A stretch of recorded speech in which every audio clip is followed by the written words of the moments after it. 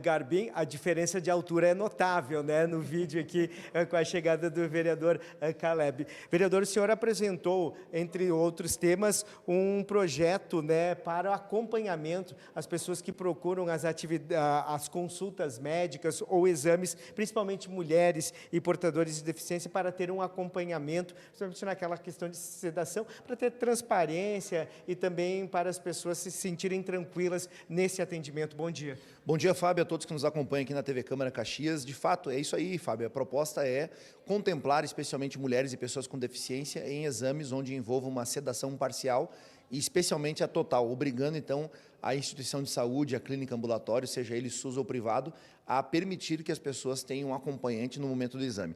O espírito desse projeto de lei ainda vem justamente, Fábio, da ideia, em uma resposta que nós já temos visto, né, em hospitais a nível de Brasil, de muitas vezes profissionais da saúde, e aqui, diga-se de passagem, nós não podemos generalizar, né? Existem maus profissionais em todas as áreas, em todas as profissões, mas pessoas que acabam, inclusive, aproveitando da vulnerabilidade daquele momento da sedação para a prática de atos libidinosos, né? Então, justamente visando coibir isso, é que vem esse projeto de lei. E no caso dos deficientes físicos, é uma realidade bem próxima que eu tenho a mim, tenho minha avó materna já deficiente física, deficiente visual há mais de 10 anos, e eu sei bem do desafio, né? Minha mãe constantemente precisa estar junto com ela para qualquer necessidade, seja médica, seja uma situação pessoal, às vezes até fazer a compra de um medicamento, um vestuário, enfim. Então, a gente entende que na questão da saúde, ainda mais específico, precisa ter alguém obrigatoriamente acompanhando essas pessoas, né?